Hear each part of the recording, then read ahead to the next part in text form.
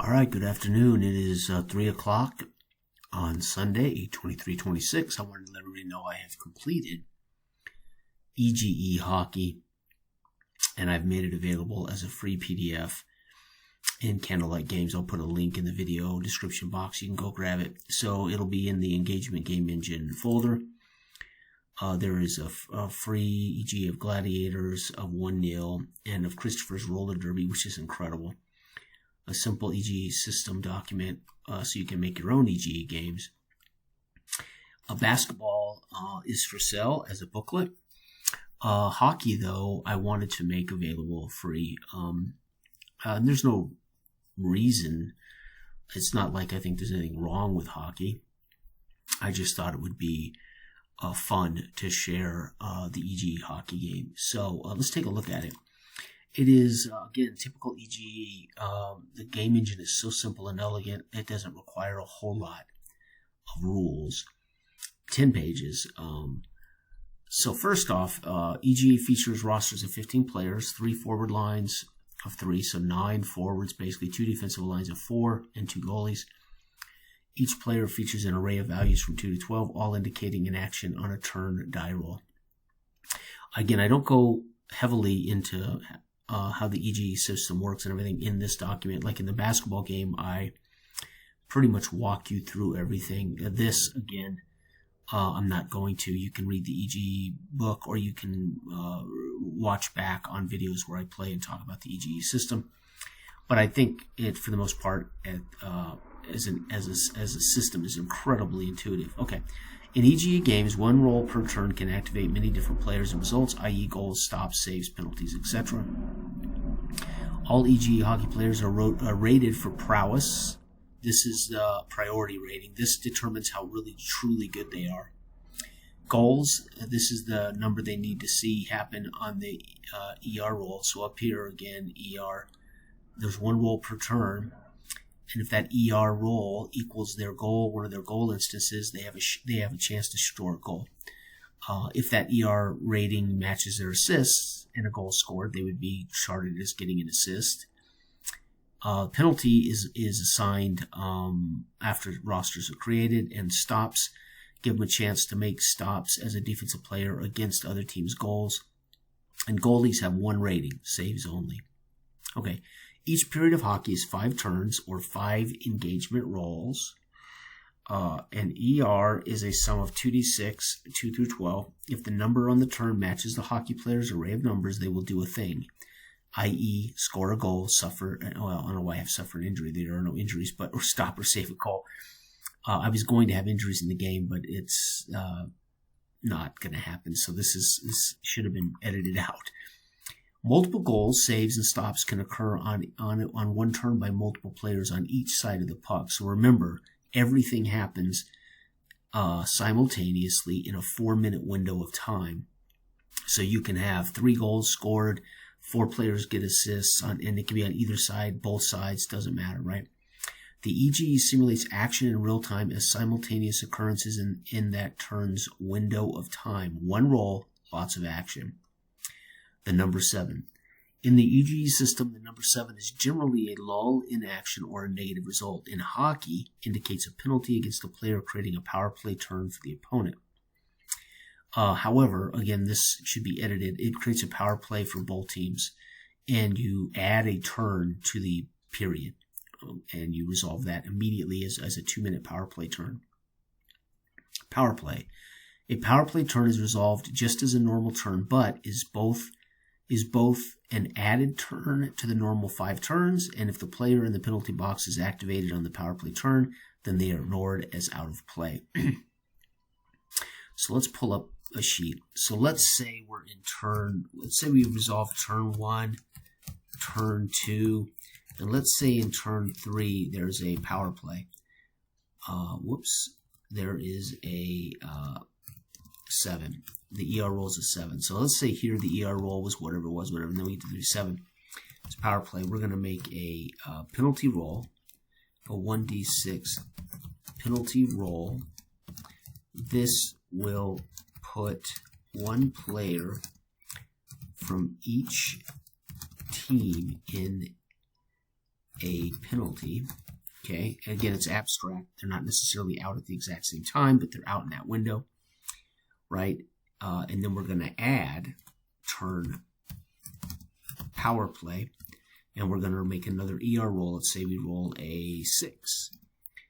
Let's say that 2 players on a team A get a shot on goal, and 1 player on team B gets a shot on goal, but it happens to be a player that it was awarded the penalty. Then you would ignore that player's chances. He can't score on a power play if he's in the penalty box, right?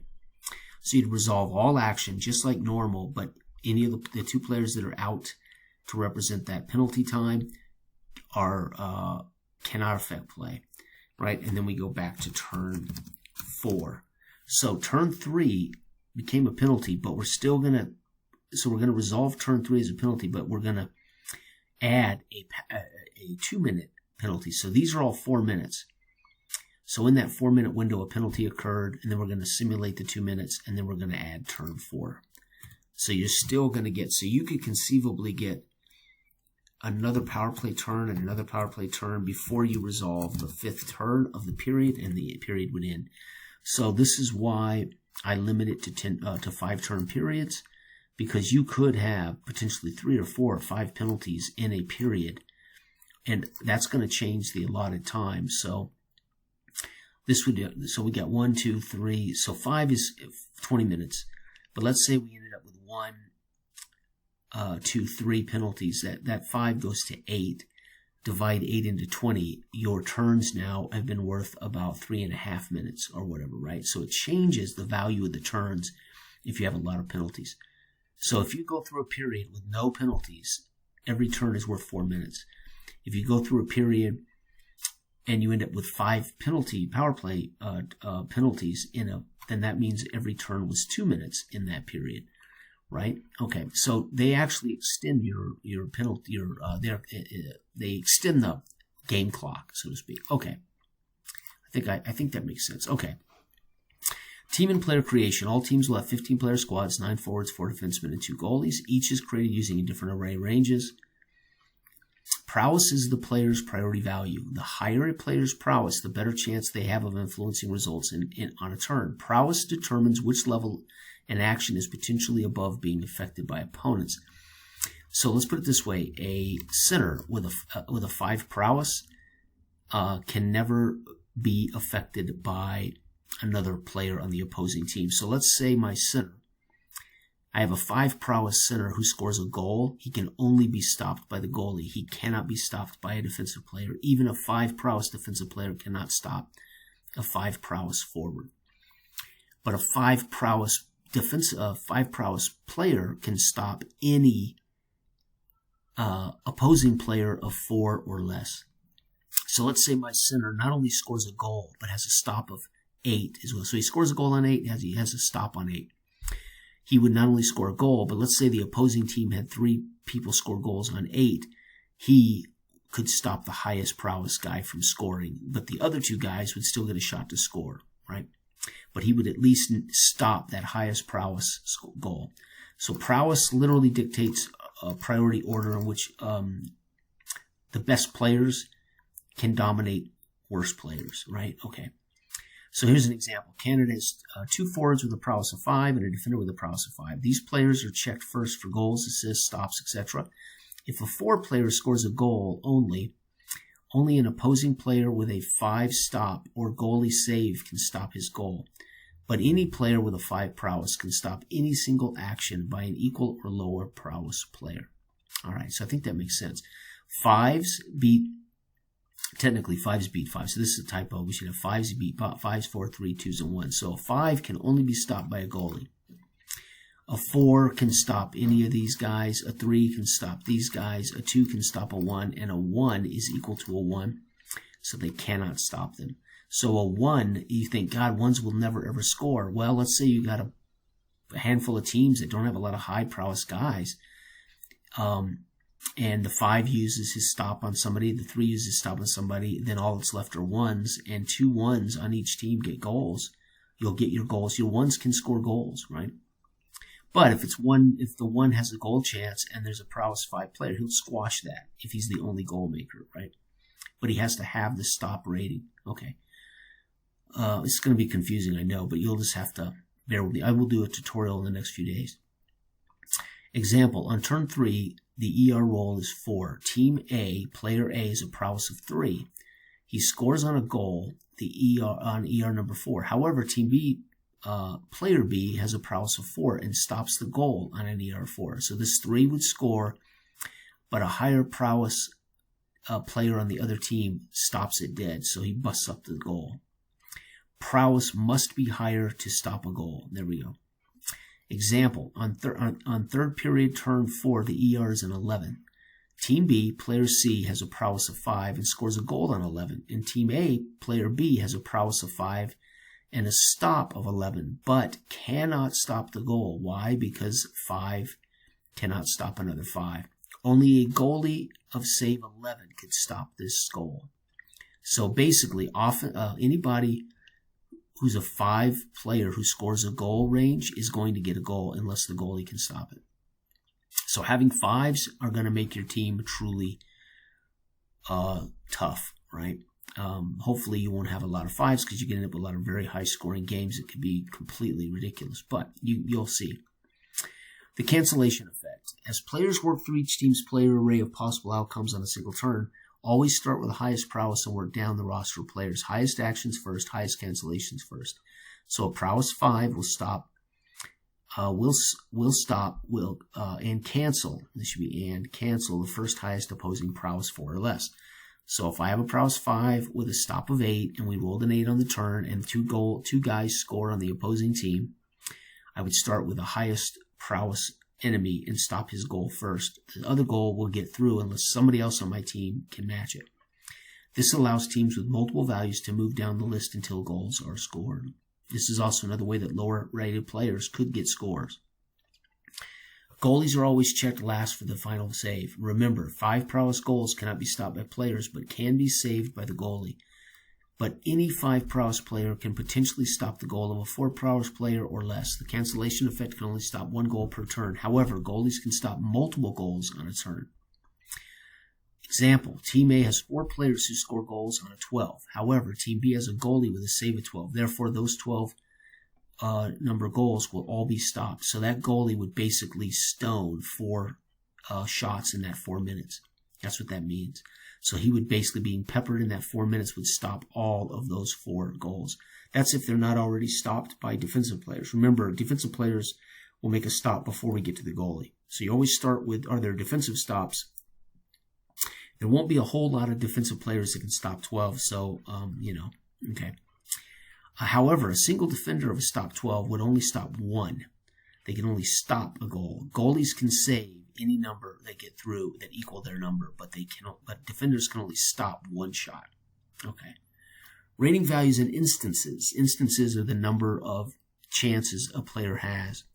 Players will have 2 values for goal rating, 1 on each side of the 7, and not always, but they can have 2, or 1 value on either side of the 7 for stops, 1 value of penalty on either side. So this is base, but when you create players, you'll see that you could actually have 2 stops. You could have 2 assists, you could have 2 goals, or you can have 1, or you can have none. So there'll be teams that don't have any goal scoring. There'll be players who can't score, there'll be players who can't assist. Okay.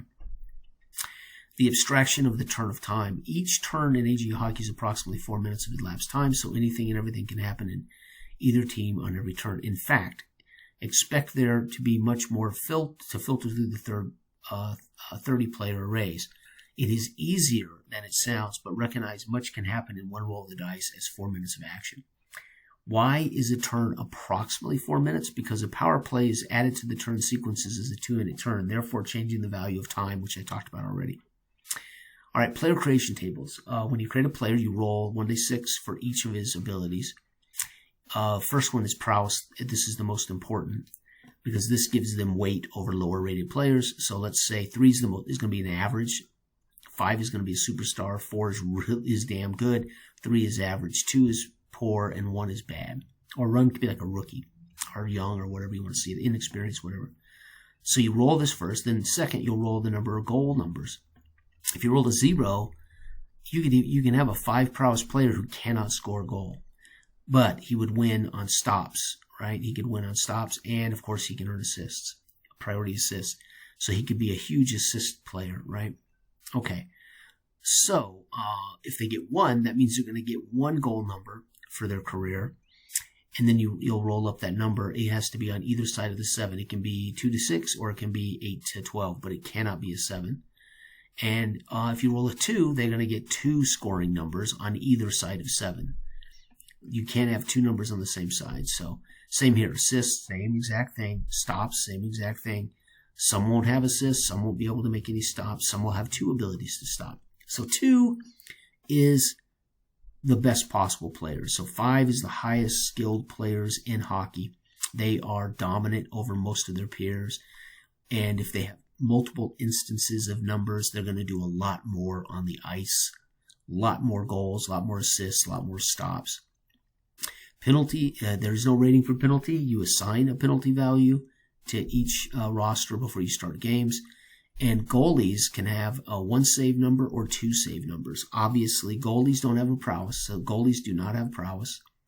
They're in the goal, that's what they do, and they only will have 1 or 2 save numbers. That's it. Okay. Prowess is the actual value of the player's prowess. That's weird. Prowess is the actual value of the player's prowess. Weird. I don't know what this means. That should probably be stricken from the record. Oh, that's their actual value, right? So if you roll up a 4, that is their value. Okay. These aren't values. These are the numbers they're going to have in their array. So all other numbers indicate how many instances the player will have for a rating number. Players want 2 numbers, 1 on either side of the 7 only. 1 indicates they will have only 1 on either side of the 7. 0 indicates they will not have a rating at all. So I think I just talked about that. All right.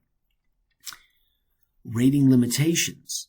When creating the 2 to 12 rating for a goal, a stop, an assist, or a save, the player rolls the number the times the athlete has a chance to lock the value. The values must be on either side of the 7, and only 1 number can be on either side of the 7. In other words, a skater cannot have a goal value of 2 and 4, but they can have a value of 4 and 10. If a player has 2 instances, roll the dice until 2 valid numbers are assigned, excepting a 7. That will force a no value for one of the player's ratings. So you could roll up a player who gets 2 goal numbers, and on my first roll to assign him numbers, I roll a 7. Well, he loses that number. He's down to a 1. I roll on my next one an 8. Well, he'll have a goal number of 8. If I roll 2 7s, he's going to be shit out of luck. He won't have any goal ratings, right? This is a player you're probably going to make a defender, right? Rating limitations. When creating a 2 to 12 rating for a goal, stop, assist, or save, the player rolls the number of times the athlete has a chance. Oh, I just read this, didn't I? Yeah, sorry. Whoops. Players may take base values for ratings when creating players to avoid null rolls. So if you don't want to randomly roll, you can take a base and avoid it. So let's say I have a 5 prowess player, and obviously I would love to roll because I could roll a 6 or an 8 or a 9 or a 5, which gives him a higher rate of goals. However, I could mess up and roll a 7 and he's screwed. So let's say I do. And on his first roll, I roll a 7. He has 1 roll left to get some kind of number. I decide I'm not going to gamble.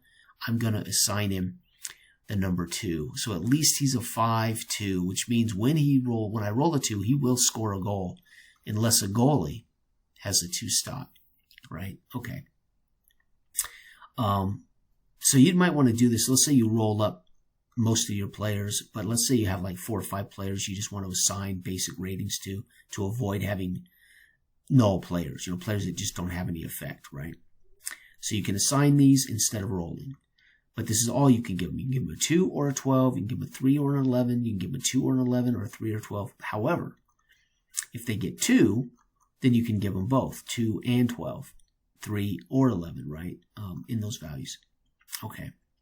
But they have to have 2 instances to pick both numbers as a goal. Okay.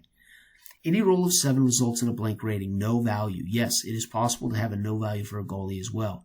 After all players are rated, name them and give them positions best suited to their rating values, i.e., if a player doesn't have a goal number, then make him a defender or a third line forward. Below is a sample roster of players.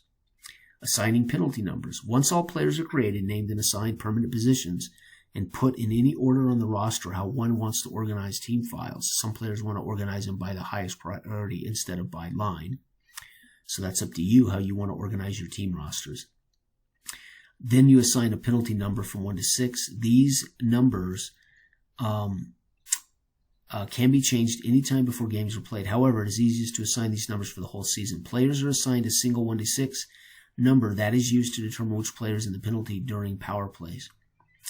When an ER7 is rolled during play, roll a single 1 to 6. This number indicates which players are out for each team during the simulated 2-minute penalty window. Add a PP turn and roll another ER to resolve the simulated penalty minutes. If the ER matches either player in the penalty, then they are ignored, and those results cannot be resolved as a special turn. Starting goalie. Before each game, a roll of 6 on the D6 will indicate goalie 2 is starting for the game. Do this for both teams pregame. So before the game for Team A, I roll a D6. I roll a 4. Starting goalie's good. Team B, I roll a 6. Oh, that means their backup goalie's in tonight. Okay. Here's an example of a team, St. Paul Dragons.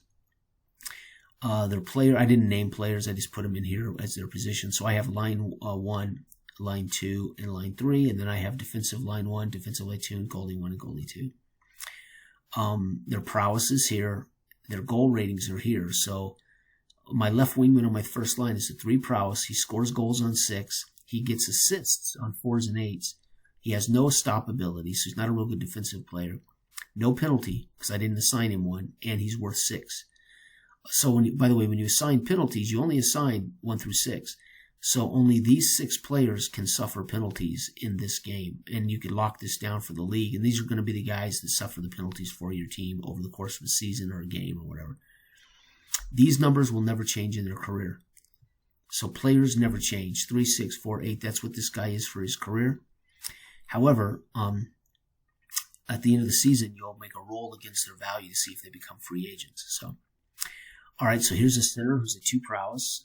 3, he scores on 3 and 8, gets an assist on a 6, and he stops on 11. This guy's damn good, but unfortunately, he's a little below average in skill, but he's active. That's what this would mean. So anybody who's a 2 or a 1 below him, he's gonna get the job done. But anybody who's above him that can stop his 3 or 8 will stop him, right? Or a goalie with a stop of 3 or 8 will stop a goal. Okay. So their best player, center 5, highest prowess. He scored. He will always get a goal on 10 unless the goalie has a stop value of 10. So when you roll a 10, this guy will score a goal.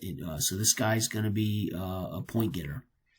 And he also will make stops, highest priority stops on 4 and 11. So anybody in the opposing team that scores a goal on 4 and 11 and has a priority of 4 or less, he will stop dead, right? Okay, then we got a left winger who's a 4, and we got a right defender who's a 4, right? So remember, priority tells you who they can stop.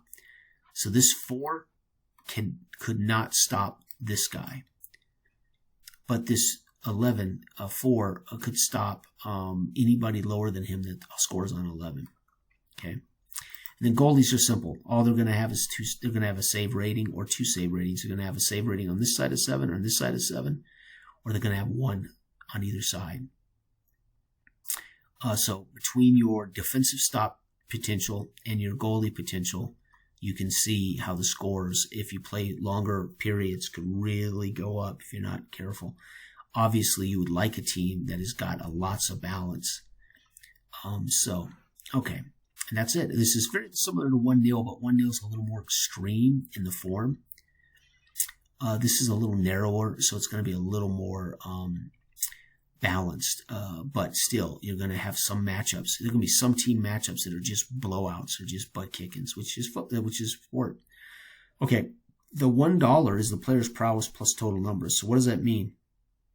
If I want to know a player's value, I add up their prowess and their array. So 5, 6, 7, 8. He's worth 8. He gets 5. Then he gets 1 for the number of goals. And he gets 1. He gets 1 for everything across except penalty. So 5, 6, 7, 8. That's where that number comes from. This guy gets 4, 5, 6, 7, 8, 9. So he's a 9. He's the most expensive player and the highest valued player on this roster, this guy. All right. Now that we know how that works, at the end of the season, you'll go through your roster by one, and you're going to roll 2d6. If you roll equal or over their value, they become a free agent. So the highest priced players are going to be easier to keep. But if they become a free agent, any team in the league can bid on them weekly, and they have to roll that number or higher to sign them. So if I have an 11, let's say the highest level you can have is 11. That'd be 5, 6, 7, 8, 9, 10, 11 would be an 11. I'm going to have to roll a 11 or 12 for that guy to become a free agent. And all the other teams in the league, if they want to sign him, they have to roll 11 or 12 to sign him. And they can try once a week in the base rules. So that's how off-season works. And of course, when you lose a free agent, you can either you can make a rookie immediately using the creation rules to replace him, or you can go out and attempt to sign players off the free agent market by, again, rolling equal to above their value. Okay. I think that helps. So the off-season roulette is called because it's a gamble. You're going to roll to see if these guys become free agents. Then you're going to create new rookies, or you can go onto the free agent market and try to sign a player by rolling their number or higher. So it's called roulette because you're going to go through every player and you're going to roll a roulette to see if they leave the team.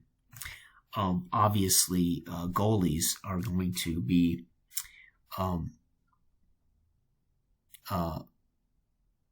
this is going to have to be adjusted. This should probably be 2 should probably be 11 and 1 should probably be a 10. Goalies won't leave as often, so I should probably come up with a number here. Right now, it's just based on their array, 1, 2, and 5.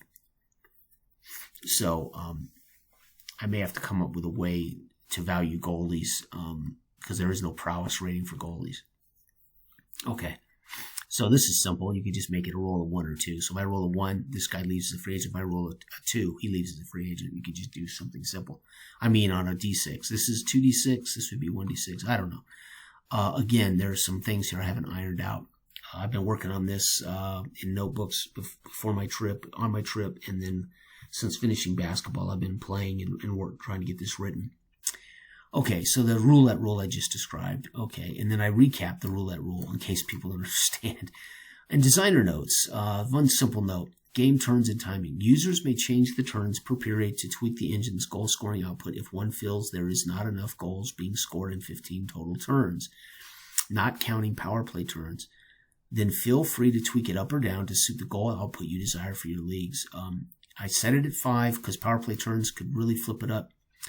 And again, you can see how these numbers could, on a simple roll of 10, this guy's going to score a goal unless the opposing goalie has a 10. And the opposing starting goalie has a 10. And if you don't, this guy could score a hat trick too sweet, right? That's how good this guy is. Okay. And imagine if you had a team with 4 5s, how quickly it could get really out there, right? So, again, I don't pretend to customize and tweak this to perfection. It is made, it works, it functions, it's fantastic. I leave people to slowly tweak and edit to customize to where they get exactly the sense they want, right? Okay.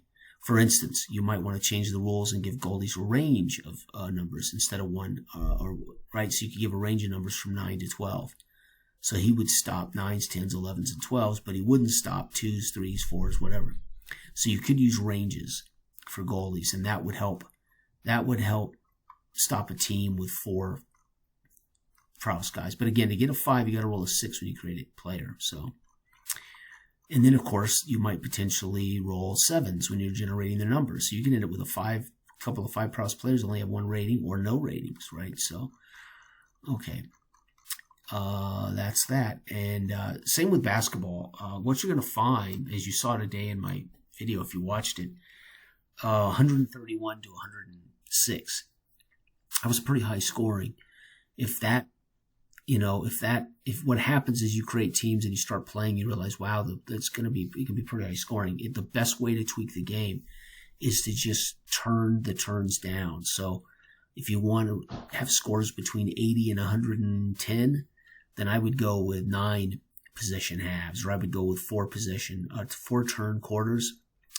I have it set at default 6-turn quarters, but you will see some teams are going to really rack up points.